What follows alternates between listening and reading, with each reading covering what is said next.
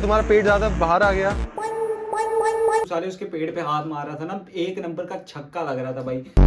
ये मेरे यहाँ पे एक चीता है, ठीक है, मतलब ना कुछ टांगा ऐसे ना कुछ किया है, बस ऐसे ही पड़ा हुआ है चीता।